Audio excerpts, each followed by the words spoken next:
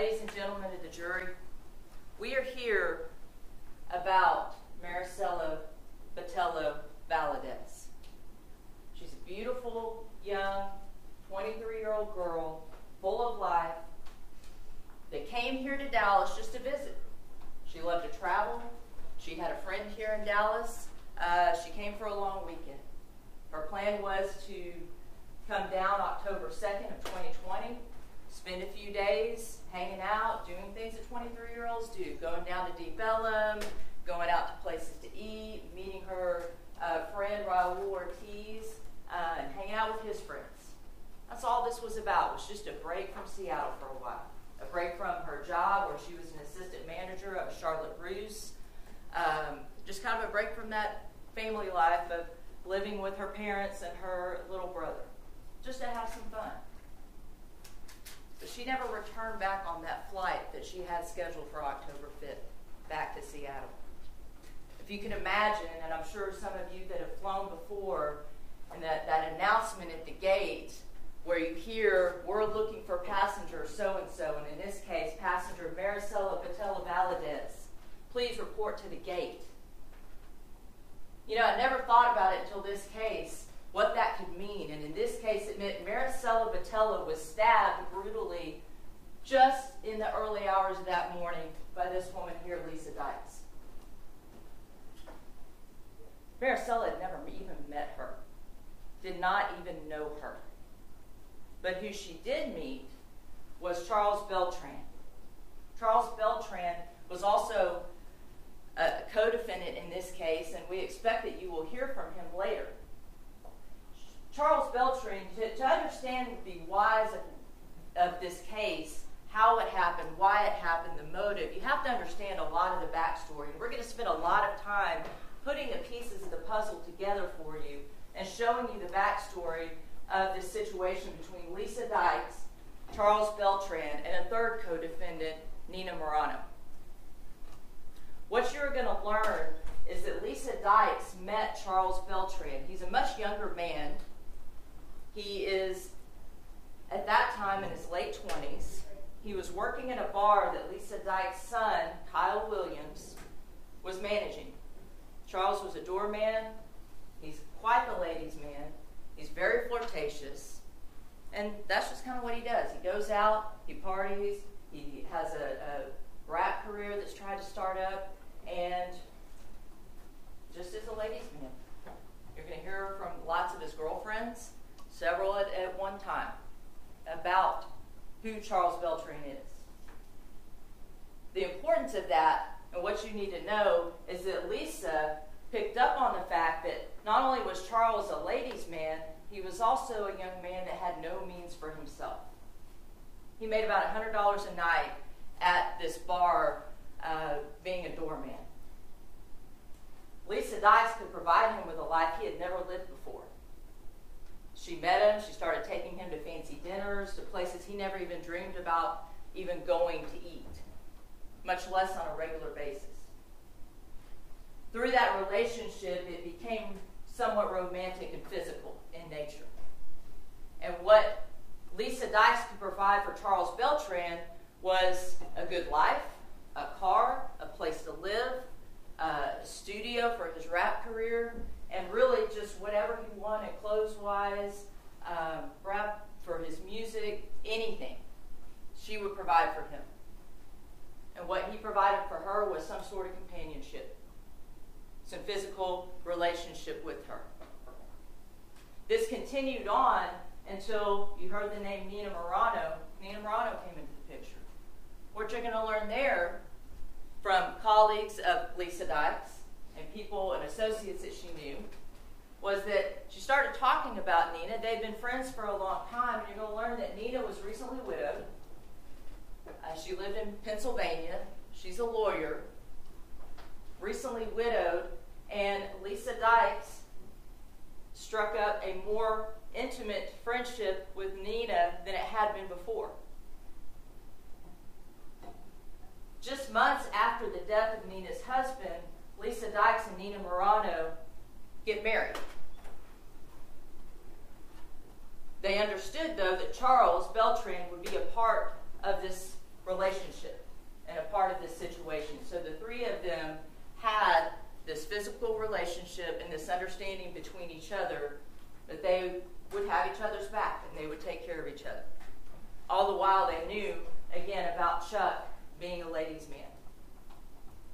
He would bring women home from time to time. He would go out, stay out with women, things of that nature.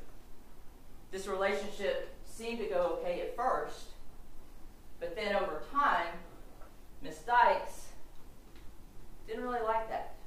She wasn't getting what she wanted from Mr. Beltran at the frequency that she wanted. She had done all these things for him, paid all this money for his rap career, paid all this money for his car, done all these things. And this particular night, October 4th, 2020, that's the night that Marisela met Charles Beltran. They had just come back from a rap show that Charles Beltran had performed in Camden, Arkansas. Miss Dykes funded the trip. She got a Sprinter van for Mr. Beltran and some of his friends. She paid for hotel rooms. They went to the show. The money had to be paid for a slot for the show. She followed behind with Nina Morano. And they all went and partied on October 3rd, 2020. They had a great time, lots of drinks, lots of partying, lots of fun. When they returned the next day, instead of Mr. Beltran staying at home, he decided to go out to Deep Ellum with some of his friends and celebrate the show that he just performed in. And that's where fate met Marisela Botello. Charles Beltran met her on the sidewalk in Deep Ellum. She was there alone because the person that she had come to see, Raul Ortiz, had passed out at his his apartment complex just nearby Deep Ellum in the Camden Farmers Market area. They had gone out. He had taken it a little too far, and she wasn't ready to quit partying and hanging out. And he passed out at his door, unable to get into his apartment because he lost his keys. Marisela took a lift down to Deep Ellum. She was walking the sidewalks, going into various bars, and she met Charles Beltran on the sidewalk. You're going to hear from Charles Beltran about what happened that night. You're going to hear how she was really cool, she was very likable, and they had a great time together. And then you're going to hear about how Lisa Dykes, in the early morning hours of October 5th, 2020, entered that room, Charles Beltran's bedroom, and got on top of Miss Botello Valadez and stabbed her. She was in her sleep, as was Charles. He was awakened by shaking on the bed. He saw Lisa as she was coming down with an object in her hand that looked like a kitchen knife. And in his daze of waking up, he wasn't sure what to do, and he shoved Lisa off of her. And there was a brief fight where Marisela was fighting for her life on the floor next to his bed. At that point, he was able to separate them. Marisela fell back down on the bed where she lay motionless.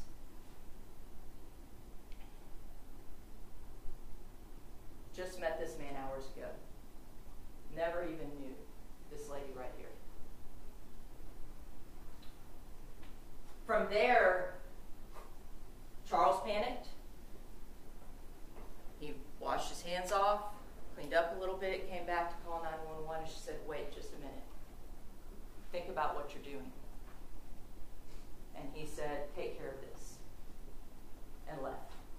And left her and Nina Morano to take care of what had just happened and to take care of Marisela Botello Valadez's body. And what did they do? Did they call 911? No. Did they call for help? No. They did everything they could to hide what had just happened. Her body was dumped unceremoniously on this country road out in Wilmer, Texas. It wasn't found until months later. Never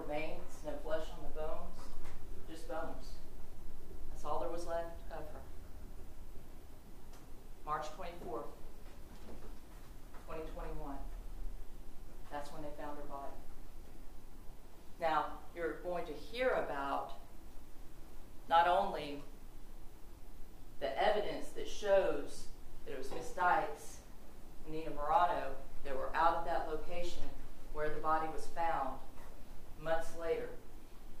You're also going to hear about their reaction to when they found out that law enforcement was onto them.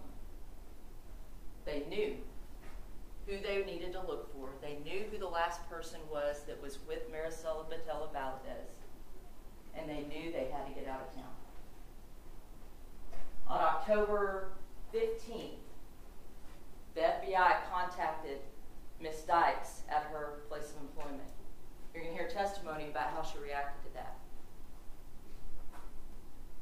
She, Nina, and Charles Beltran went to Pennsylvania where Nina lived for some time. You're going to hear evidence about how they went back and forth to Mexico.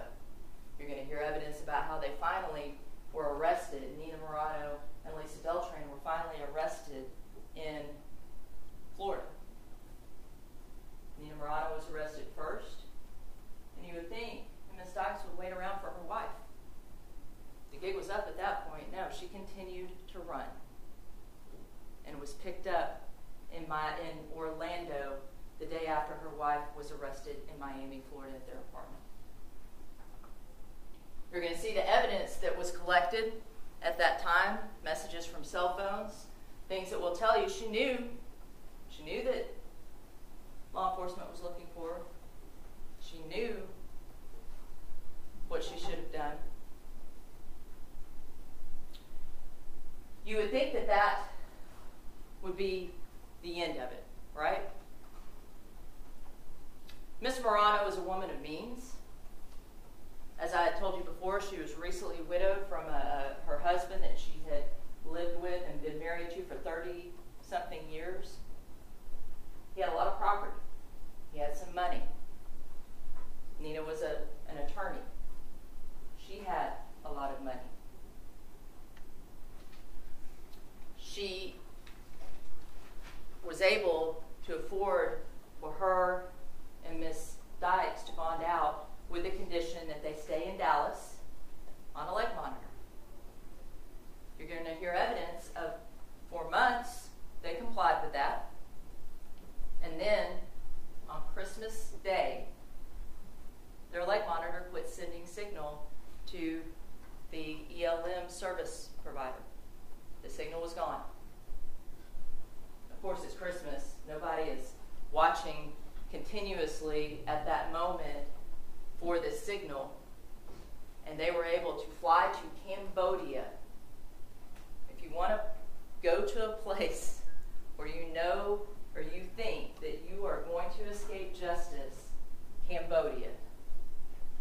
The 2 women fled to Cambodia, where they remained for months until they were finally apprehended by the FBI. You're also going to see evidence from that seizure of when they were arrested in Cambodia and some of the contents of their laptops and cell phones from Cambodia that show that they were trying to flee justice. Now, we've talked a whole lot about this backstory, and we've talked a lot about the flight and the evidence that you should expect to see. I told you what we expect Charles Beltran to tell you about what happened that day, but you don't have to just believe his words, because there is physical evidence to back up what he said. We're not asking you just to believe Charles Beltran based on the time that you see him up here and based on the time that you get to hear him testify and the character that you hear about him and things of that nature. You're going to learn that he's a felon. You're going to learn, like I said before, that he's a ladies' man. I don't know that you're even going to like this guy. You don't have to. You may. You may find him charming like all the women that he talked to found him charming. You may find him not so charming. You may find him to be somewhat of a self-centered person. I don't know. That's for you to decide. But what I'm telling you is you do not have to rely 100% on his word, because the physical evidence is going to corroborate corroborate what he tells you happened. Witness testimony and physical evidence and documents and cell phone records are going to corroborate the flight that he discusses that he went when he went on the run with Lisa Dykes and Nina Morano. 2 minutes. Thank you, Judge. You all said in voir dire, Mr. Brown continued to discuss how context and perspective are important. And that's why you are going to get all these pieces of the puzzle, because the context of this and putting all these pieces of the puzzle into perspective is what's the most important thing. Wait until you hear everything before you piece it together and decide whether or not what you believe happened to Marisela Botello. And I believe at the conclusion of the evidence, I know at the conclusion of the evidence, what you are going to decide is that this young lady right here, sweet, fun-loving Marisela Botello Valadez, that just came down here for a long weekend, was killed by Lisa Dykes. Her body dumped outside south of Dallas in Wilmer on a country road by Miss Dykes and her wife, Nina Morano. Just unceremoniously, so that they could get away with murder. At the conclusion of this, we are going to ask you to find Miss Dykes guilty of both